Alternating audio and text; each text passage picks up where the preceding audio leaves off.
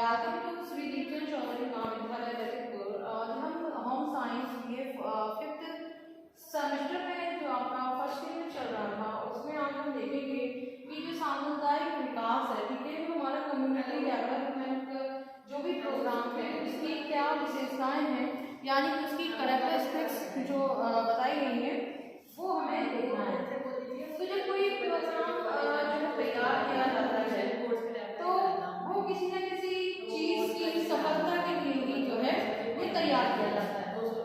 तो यहाँ बात हो रही है किस चीज की, सामुदायिक विकास की, यानी कि जो हमारा कम्युनिटी जो सिस्टम्स हैं या जितनी भी जो कम्युनिटीज हैं, लेकिन यहाँ पे बात हो रही है रूरल कम्युनिटीज की।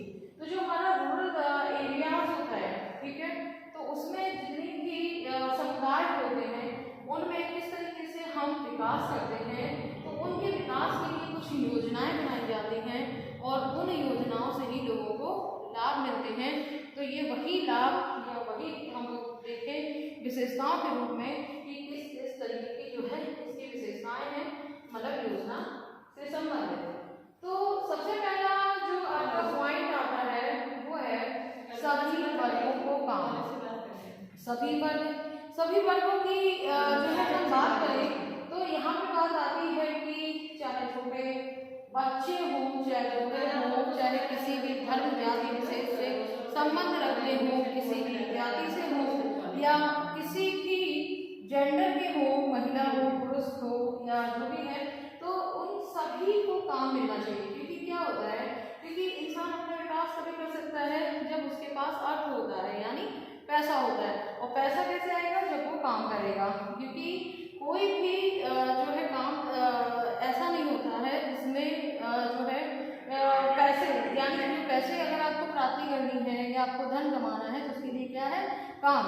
तो काम जब उसके पास होगा तो फिर क्या होगा, उस समुदाय का विकास होगा। इसीलिए इसका जो पहला पॉइंट है वो है सभी वर्गों को काम मिलना, यानी कि जितने भी वर्ग बनाए गए हैं तो समुदाय की विकास तभी होगा जब उनके पास काम होगा, और जब काम होगा तो ऑटोमेटिक उनके पास अर्थ यानी पैसा होगा, और जब उनके पास पैसा होगा तो उनका ऑटोमेटिकली जो उनका स्टेटस है वो इम्प्रूव होगा। इसके बाद आता है बात की स्थानीय जो साधन होते हैं, ठीक है। स्थानीय साधन का मतलब होता है कि जिस जो समुदाय है और जिस जगह रह रहा है वहाँ पे क्या क्या जो चीजें हैं वो उपलब्ध है, उपलब्ध तो वो कहलाते हैं हमारे सोर्सेज कहलाते हैं। सोर्सेज यानी कि साधन।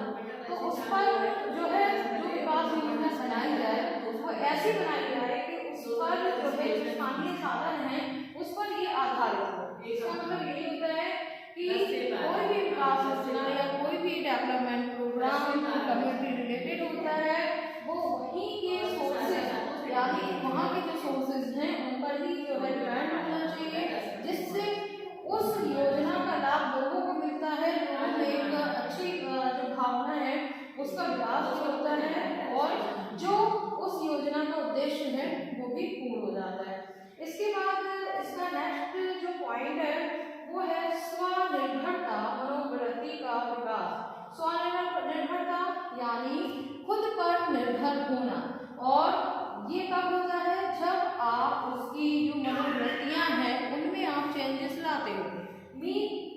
कि जब कोई डेवलपमेंट प्रोग्राम या कम्युनिटी डेवलपमेंट रिलेटेड कोई प्रोग्राम जब तैयार किया जाता है तो उस प्रोग्राम का जो उद्देश्य होना चाहिए वो होना चाहिए स्वनिर्भरता का, यानी जो हम उसमें ऐसी इच्छा शक्ति को हम उत्पन्न करें जिससे कि वह अपना खुद वो काम करे। जब वो खुद काम करेगा तो उसका जो स्टेटस है वो इम्प्रूव होगा। क्योंकि विकास का मतलब होता है उसका हर तरीके से विकास, यानी वो उसका जो स्टेटस है चाहे वो इकोनॉमिकली लेवल पर हो, चाहे एजुकेशनल हो या अन्य किसी तरीके से हम देखें, यानी हर तरीके से उसका खुद पर डिपेंड होना।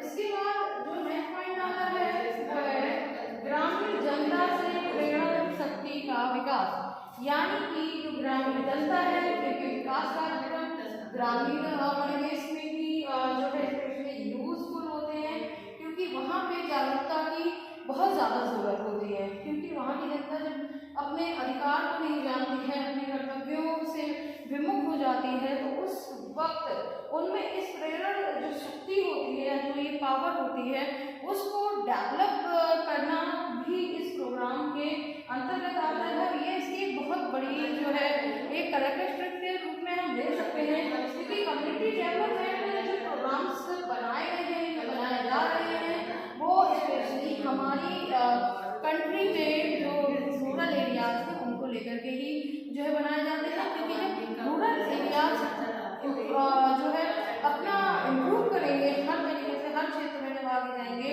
चाहे वो आपका कृषि का क्षेत्र हो या उससे संबंधित कई अन्य क्षेत्र हो, तो उन सभी क्षेत्रों में वो तभी जो है सक्सेस हो सकते हैं जब उनमें एक प्रेरणा शक्ति जो हमारी होती है उसको काफ़ी अच्छे से जो है विकास होता है।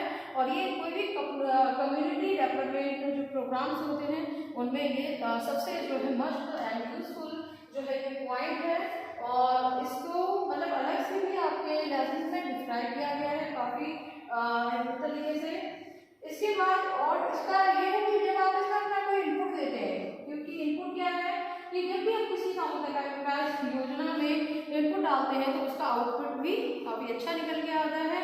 और बहुत सारे जो है उदाहरण हमारे सामने आते हैं। अगर हम इंडिया को छोड़ के और अन्य देशों की बात करें तो जिसमें सबसे ज़्यादा ज़रूरत है हमारे दक्षिण अफ्रीका, यानी कि जो हमारा साउथ अफ्रीका वाला जो क्षेत्र है, वहाँ पे सबसे ज़्यादा आपको आदिवासी कम्युनिटी के जो है लोग मिलते हैं। अब आदिवासी कम्युनिटी का मतलब इतना होता है कि उनके पास ना तो रहने खाने या कहा जाए तो उनका लोगों या अन्य दुनिया के अन्य कंट्री से उनका कोई संबंध ही नहीं है। उन्हें नहीं पता कि कहाँ क्या हो रहा है। वो अपना खाने के लिए ही जो है बहुत कुछ करते हैं, लेकिन इसके अलावा अगर उनके जीवन को देखा जाए तो कुछ भी नज़र नहीं आता है। तो उन सभी चीज़ों को देखते हुए किसी भी देश में या किसी भी कंट्री में ये योजनाएं जो है बनाई जाती हैं कि जो भी कम्युनिटी है, छोटी हो बड़ी हो, उस कम्युनिटी को अच्छी तरीके से विकास हो सके। तो इस विकास के लिए प्रेरणा शक्ति का होना बहुत ज़रूरी है। एंड लास्ट पॉइंट इसकी आपसी सहयोग एवं ग्रामीण नेतृत्व का विकास। आपसी सहयोग का मतलब क्या होता है? आपस में सहयोग की भावना। अपने लिए ही नहीं, जब हम कोई काम दूसरों के लिए भी करते हैं, काम कब होता है कंप्लीट? कोई भी प्रोग्राम ऑर्गेनाइज होता है। तो जब हम कोई भी कम्युनिटी डेवलपमेंट की बात करते हैं तो प्रोग्राम बनाते हैं। तो ये प्रोग्राम क्या होता है? प्रोग्राम होता है लोगों को आपस में जोड़ने का। जब वो आपस में कंडक्ट होकर काम करते हैं, यानी वो आपस में जुड़ जाते हैं, कनेक्टेड हो जाते हैं, तब जो है कोई भी प्रोग्राम सफल होता है। तो यहाँ पर आपसे सहयोग की बात हो रही है कि प्रोग्राम तभी सफल होगा जब वहाँ के लोगों को एक दूसरे से जोड़ दिया जाए। अगर बिखरा हुआ होगा, बिखराव होगा, लोग अगर नहीं उस काम में जुड़ेंगे तो वो काम सफल नहीं हो सकता। काम को सफल हम तभी बना सकते हैं जब उनमें बिखराव ना हो, वो आपस में काफ़ी अच्छे से कनेक्टेड हो, तो फिर प्रोग्राम की सफलता के चांसेस भी बढ़ते हैं।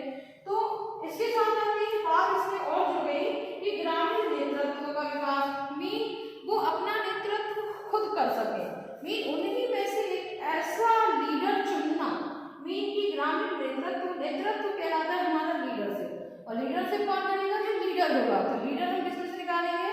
जो उस प्रोग्राम का जो मेन कह सकते हैं पॉइंट होगा, या जो उसका ऑर्गेनाइजर होगा, वो और देखेगा कि कौन सा काम जो है कितना हुआ है। तो आपसी सहयोग एवं ग्रामीण नेतृत्व का विकास, यानी उनमें ही लीडर जो है वह निकाले जाएं जो कि वहाँ के लोगों का नेतृत्व करें। इससे फायदा क्या मिलता है?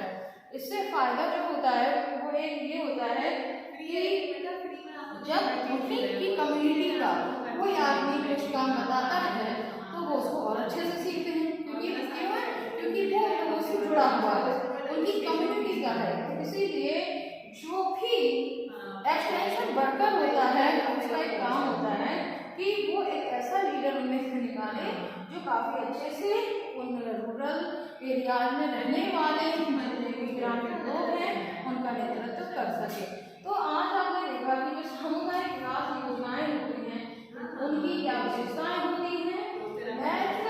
जो है हमारा आता है सामुदायिक विकास योजना के उद्देश्य। तो इनके उद्देश्य जो है